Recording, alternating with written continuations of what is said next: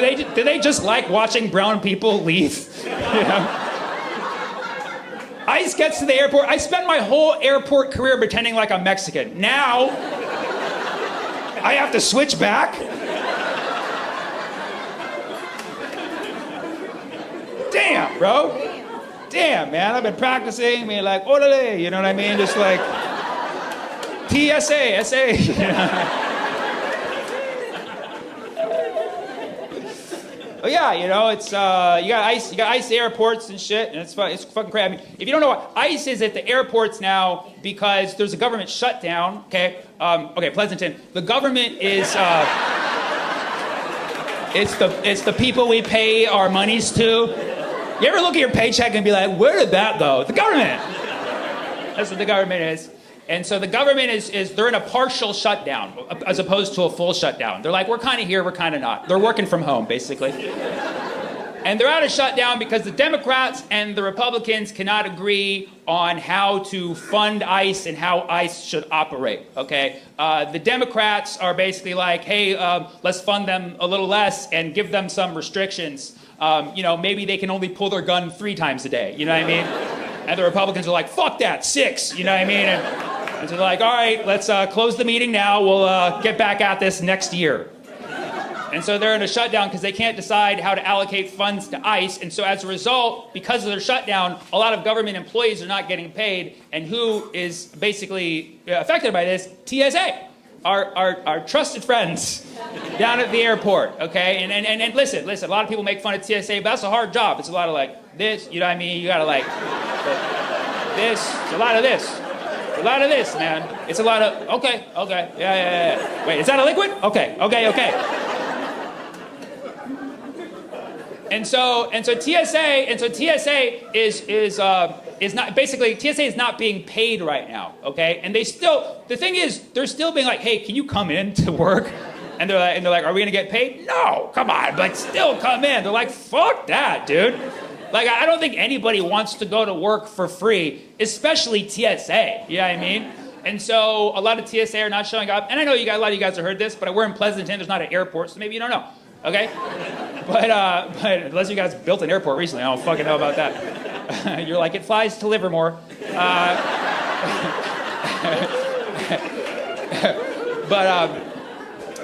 So TSA is not getting paid, and so they're not showing up to work, and so as a result, lines at the airport all around the country are like super long, right? So Trump, genius, right?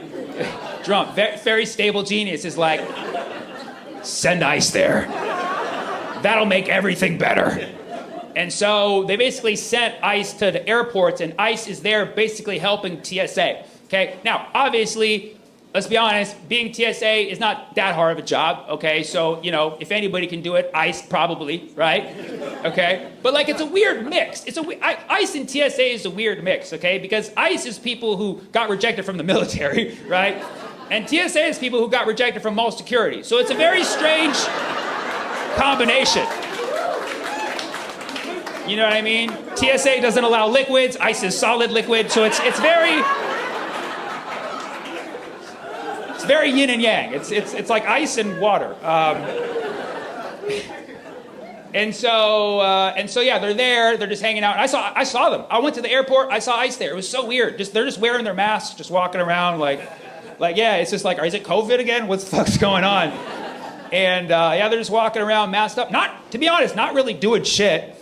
I went to the Oakland airport. And I saw an ICE officer coming down the escalator. First time I ever saw them de-escalate, right?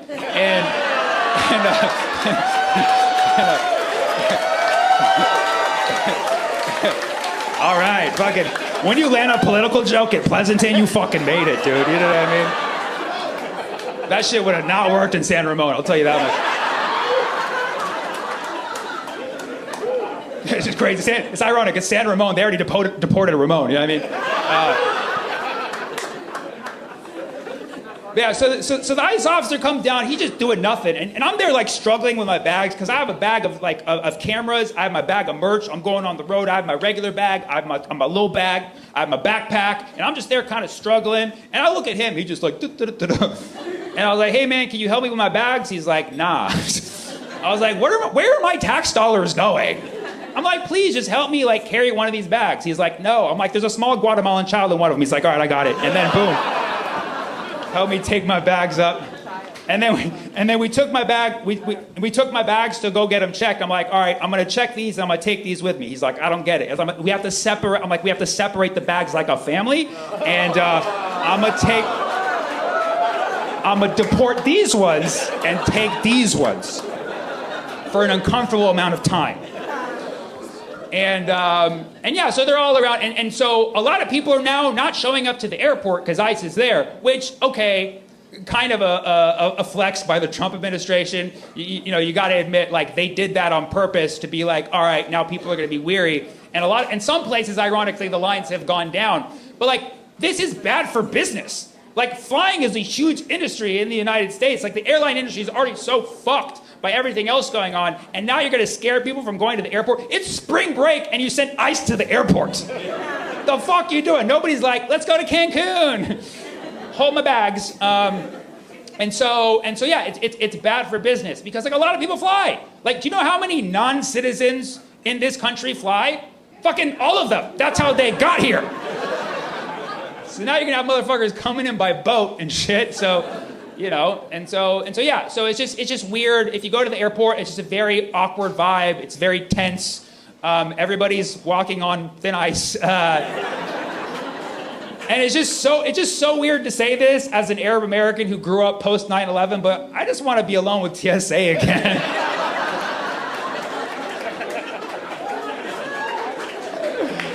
I miss your touch, baby.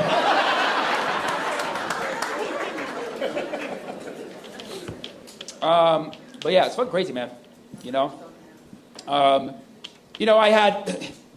used to have a policy like 4 or 5 years ago. I didn't like to make Trump jokes because it was just too oversaturated. Like every fucking comedian was making Trump jokes, and I was just like, this shit's fucking annoying.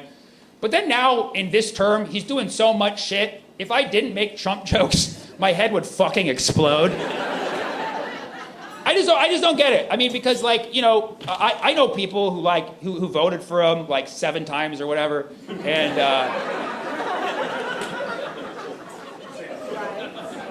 And the thing is, people who love Trump, they fucking love Trump. You know what I mean? They fucking love Trump. So much so that you have like a brand of people who are just now waking up and being like, now hold on a second. I'm noticing the gas prices are a little higher than he promised. And I was like, that's where you draw the line, motherfucker? The fucking gas prices? Did you not see what fucking led up to that? But the guy's, I mean, I will admit he's inherently funny, but that's not enough. You know what I mean? It's not enough, okay? I'm funny doesn't mean I get to be problematic, okay? But it's crazy. You know, Trump's grandfather was an illegal immigrant. Yeah, like his wives. I'm kidding.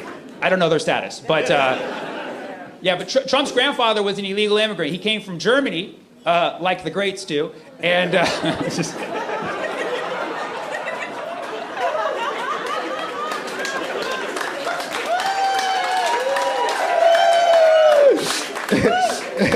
People are like, why are you comparing Trump to Hitler? I mean, he fucking came from Germany. I mean, it's pretty easy.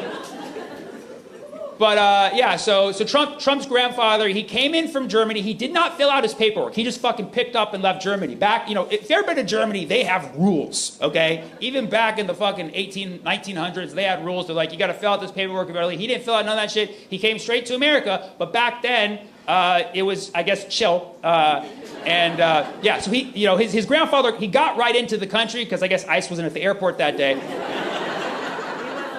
And he was on a boat. I don't know, probably. Okay, there's some fucking logic right there. Fucking. Now hold on a second. You're telling me that there was airplanes in 1888? Smart crowd here in Pleasanton. Fucking always one step ahead, you guys. So his grandfather just gets in, but he apparently he doesn't find any success in America, right? He tries, he doesn't find any success in America, okay? Oh, and so he moves to Yukon, okay? Not University of Connecticut, but Yukon, which is a province in Canada, or as Trump would say, the 51st state. And so he moves there, and he starts one of the most wholesome businesses you can, a brothel. Or as Trump calls it, a beauty pageant. And okay. If you don't like this joke so far, you're not gonna like the rest. But everything I'm saying is factual. You can look this shit up. So grandfather moves to Yukon, opens up a brothel, and spoiler alert, the brothel's a hit. Okay, apparently the gentlemen love it. And this was Yukon back then. They were going through a gold rush, so the place was filled with men mining in the gold mines. And so they would come out and come to this brothel and just choose a lady, grab her by the pussy, and just basically that was their motto. I didn't write that. That was.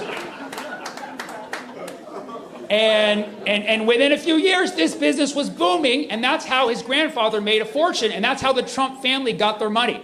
Right? Because Trump's always like, people are always like, Trump's such a great businessman. Yes, he only started with a small loan of $1 million from his dad, whose dad inherited. It's brothel money trickling down. It's trickle down brothel money.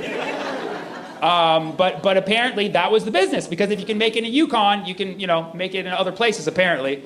And that brothel business took off, and it was like the biggest brothel ever known to Yukon, and it was just huge in this gold mining community. So what I'm saying is, even his family history involves sex with minors.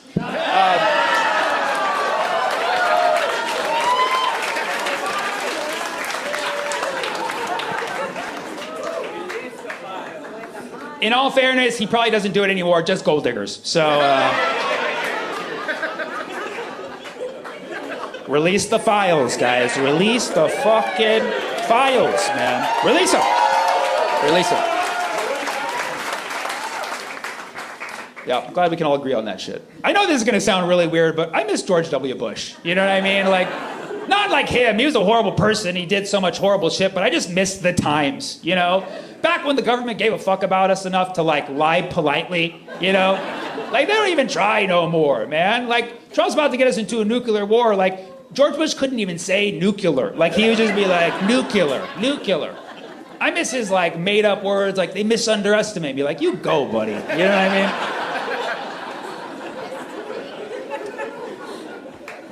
It's crazy. I'm a comedian. I deal with all sorts of dark topics. I transmute dark into light. But sometimes, man, the world's too fucking dark, and I gotta, take a break. That's why I went to Hawaii.